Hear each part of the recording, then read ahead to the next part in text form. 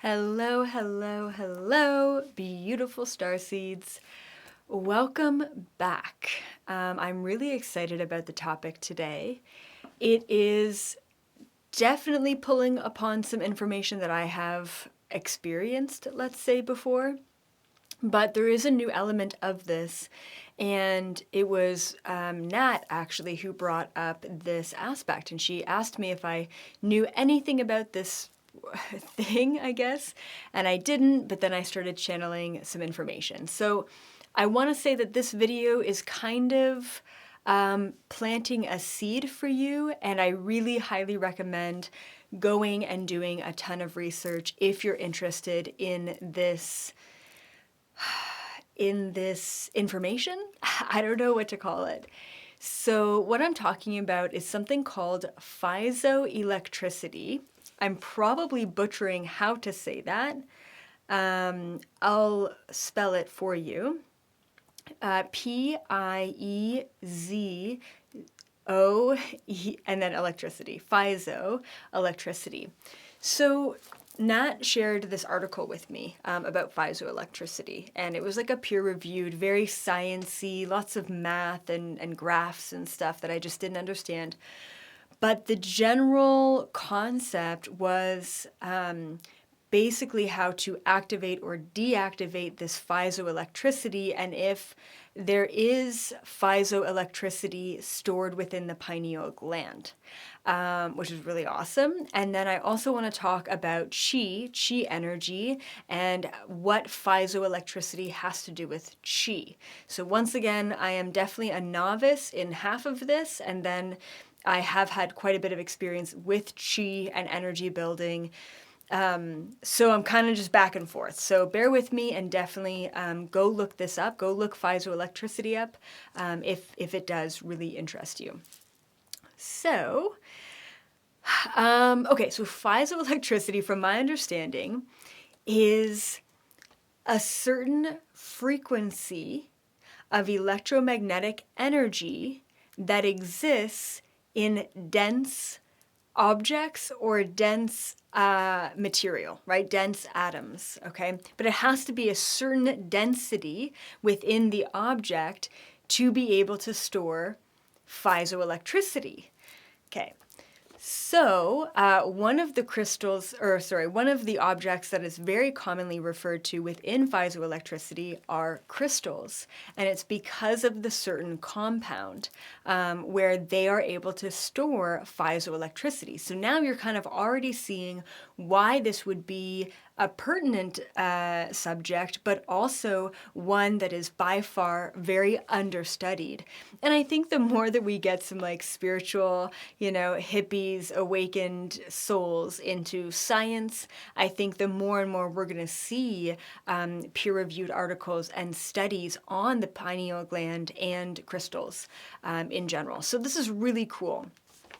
So the other material that is commonly referred to when we're talking about piezoelectricity are actually bones. Now, I'm not sure if it's the bone itself, like in our body, or if it's the bone marrow. I forget. I think the marrow doesn't hold piezoelectricity, but the bone itself does hold piezoelectricity. And I believe that article that I read, it was like 2 days ago now, so lots happened since then. But I believe that they were talking about, sending certain wave frequencies or electrodes into the bone to help it heal. And apparently that when piezoelectricity is activated, it actually creates and recreates stem cells. And of course does a lot of other things, which is pretty badass as well. But scientifically, they link it to stem cell creation, and then also like, I guess, cell regeneration or healing for like a fracture or like a bone bruise or sprain or something like that. It would help. Now, this is really cool because we can think about sending piezoelectricity into, say, crystals, right? Once again, piezoelectricity is really just that electromagnetic frequency, but at a certain frequency, right? Because there's many different forms of kind of electricity. Once again, I'm definitely no scientist, and that portion of things is new to me. And what else did I want to say about piezoelectricity? Yeah, so mostly the bones and crystals, which is really fascinating. Yeah. Then this article was talking about the pineal gland, right? And if we could measure piezoelectricity within the pineal gland and what that would mean for us, or if we could emit piezoelectricity into a pineal gland to see how it would react or respond. So they did this actually in this article. And they took, I think, 10 cadavers. So they were people who had passed away. I'm glad that they did it. I mean, of course, you only have a little window into the scientific possibilities when it's a cadaver, when they're passed away already. But also, you want to practice something like that in a very safe setting. So, pros and cons. And so they emitted piezoelectricity into the pineal gland. And what's crazy is they did say that there was I don't know if it was like, this is where the math comes in. I don't know if it was like a reverb, like a bounce back, or some sort of absorption. I don't know how exactly they measure if something is capable of holding piezoelectric energy. But they did discover that the pineal gland itself was not capable of storing the energy, but in some of the cadavers, their pineal glands had, they literally called it in this article like crystal formations. Kind of reminds me of, is it the kidney and you get like kidney stones? Or, oh yeah, the ovaries as well. You can get like crystal formations. There's actually a name for the ovary kind of issue that a lot of women have, and it's like crystals in your ovaries, which is insane that our body creates crystals. And yeah, I mean, it's considered a crystal in your body or your pineal gland. It could be considered the same as like a crystal on your desk, because it's the same kind of 8 fractal, molecular structure. It's basically the same molecular structure, but of course, it's not a quartz crystal growing in your uterus, right? Like that would be pretty badass, but that's probably not what it is what I assume. But in some of the cadavers, not all of them, they had these crystal formations in their pineal gland, which first of all is really badass considering that the pineal is connected to the third eye. But secondly, it could be a really bad thing. Like it could be like a detrimental thing, just like the ovary issue. So I don't really know. They didn't really explain why there would be crystals in the pineal gland or if it was a positive or negative thing. They didn't go into that at all. What else did they say though? Yeah, so that's kind of their findings, right? It was pretty inconclusive, to be honest, but it was really, really fascinating. Now, piezoelectricity is actually what is harnessed and utilized within Qigong, I believe. And once again, I don't really know much about it at all. I just know my experiences, especially from past lifetimes, working with Qigong. And Tai Chi, yeah. And I had a man who followed me around. Sounds kind of creepy actually at first. But I had a man when I was in high school. I was maybe, I want to say like 14, 15, years old. And I told my dad about this man who kept popping up in the house, like everywhere I went. And he definitely wasn't a spirit or definitely wasn't a ghost from my knowledge, because at that point I'd had plenty of experiences with ghosts, but I didn't know who this man was or why he was around, but he didn't feel intimidating. He was always standing a far way away, and his presence brought so much peace to me. But I knew what he looked like. Like, he was so vivid in my mind about what he looked like. He was wearing this long, I don't want to say a dress, but a kimono, like really long sleeves, and it went all the way down. It was almost like a dress coat is what, because he had clothes underneath as well. And this jacket was just so beautiful because it was this blue like satin or silk, and it had all these like patterns all over the jacket. And then his face was really, really clear to me. He had this long mustache, dark hair going all the way down. Like his mustache literally went like so far down. And I just remember being 14, 15, like thinking that I've never seen anyone look like that before, and kind of finding it funny that his mustache was so long. And then he also had really long hair, but it was always like behind his shoulders and like back. And so later on, I ended up going to a psychic. I think my dad brought me to a psychic for maybe it was around 16, 17. And she told me, without me even mentioning this man, she said that I have a Tai Chi or Qigong, I think she said Qigong master from a past life who used to be my teacher, and he's with me in this lifetime. And so immediately I knew who she was talking about, right? It was so clear. And I never got his name, actually. And that was probably the most intense experience I ever had with him. I don't know why I'm rambling about this. But I've definitely had a lifetime or two in that realm, right? Like literally studying Tai Chi and Qigong. And I don't really know what the definition of Tai Chi or Qigong is. I would define it as the study of movement is what I would say that Tai Chi or Qigong is the study of movement or the experience of movement. And you, like I used to get on a video and channel Tai Chi moves, and I've been doing this for many years. It's different like hand mudras and also different ways to move our body with our breath to activate our energy. That's just what I believe it is. So I wouldn't necessarily say that it's under one study or another, because it's just what resonated with me. Like I didn't do any study to get there. And that's why I thought it would be very disrespectful to say this is Tai Chi, because it's not. Like I don't know what Tai Chi is. So anyway, so I would say that it's the study of movement to amplify your energy or frequency. And so one of the things that I used to do after understanding that I had a Tai Chi or Qigong master in my life was when I got to university, like 18, 19 years old, whenever I was bored, I would create something called a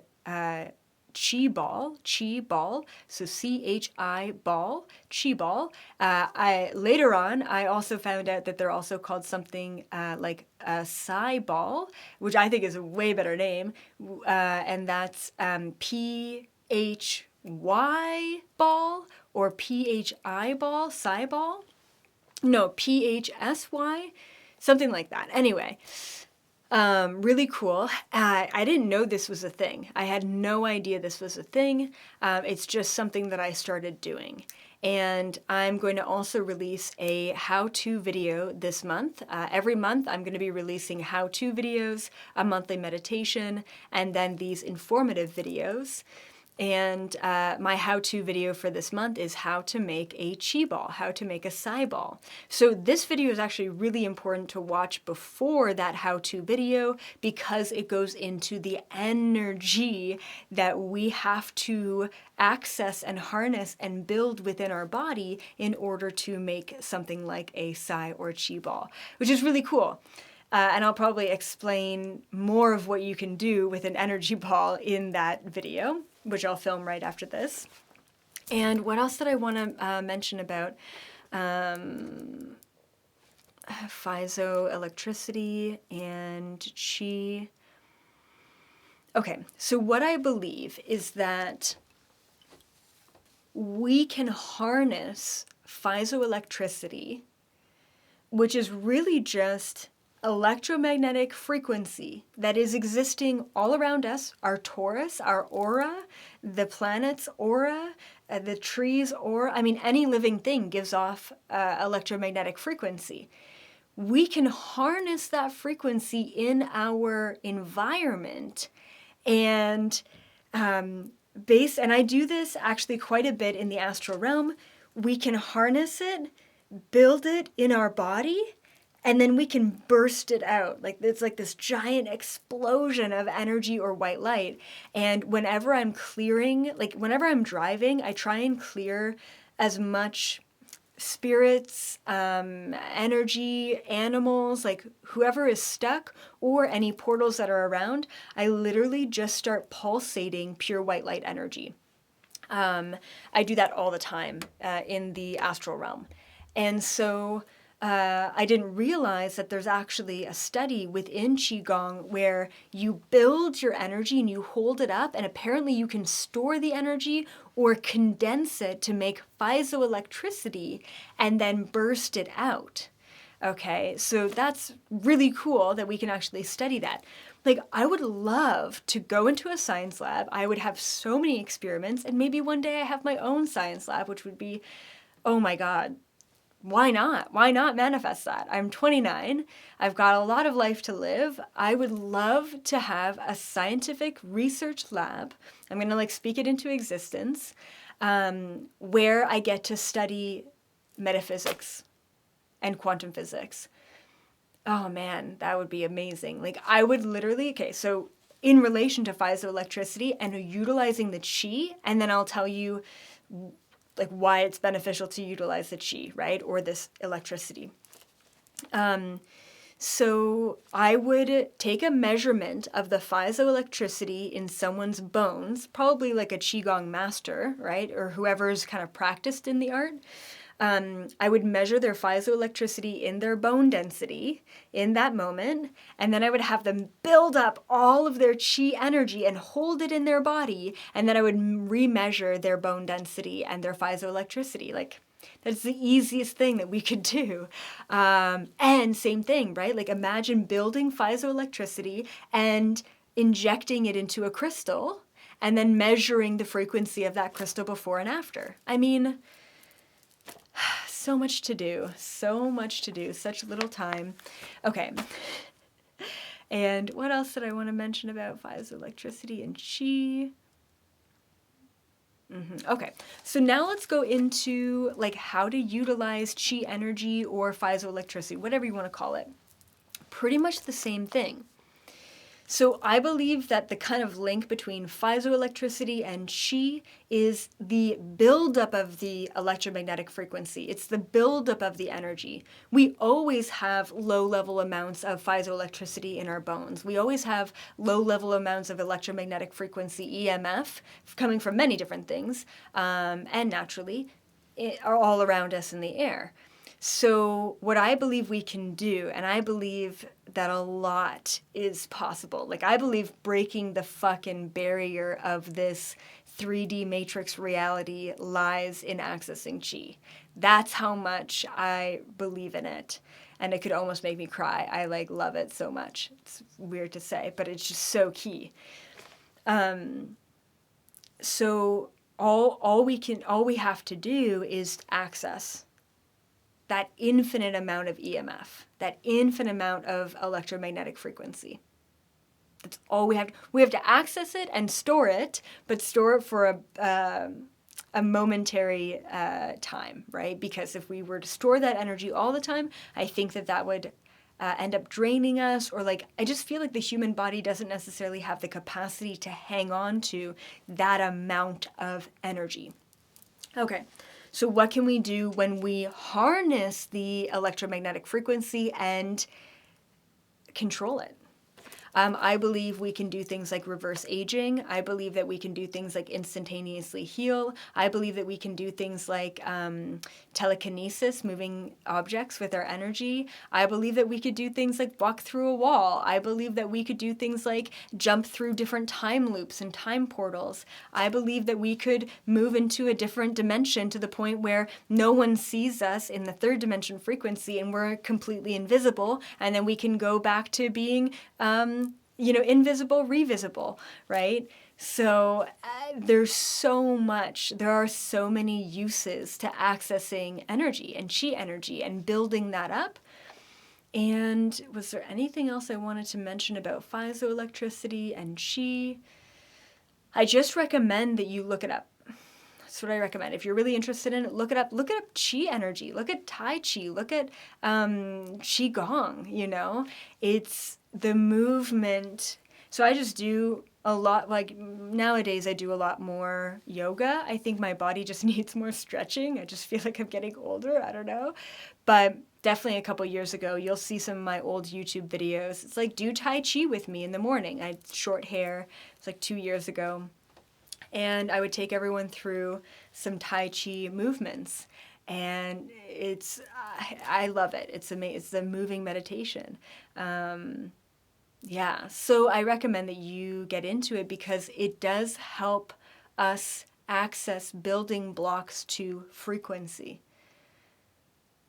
So what I've been talking about a lot in the past 2 years is how to clear your baggage, how to deal with emotions. Let's talk about the dark agendas. Let's talk about the children. Let's talk about, just making the right choice. But what is the right choice? What is right or wrong? Staying out of polarity. Like, it's kind of just been like 2018, 2019, 2020. Really 19 and 20 have been just years of really focusing on the clearing. But piezoelectricity and chi energy is playing. It's not clearing, it's playing. Let's play with energy now. Let's not just, get stuck in the clearing, which I think was needed for all of us. But I'm ready to move on. I don't know about you guys, but I'm ready to move forward and to really access the highest level of capability, basically, is where I'm at. So I'm going to hop on for another video right after this and teach all of you how to make a chi ball, psi ball, and then what we could do with that. And also what I have not been able to do with that, actually, which is very frustrating.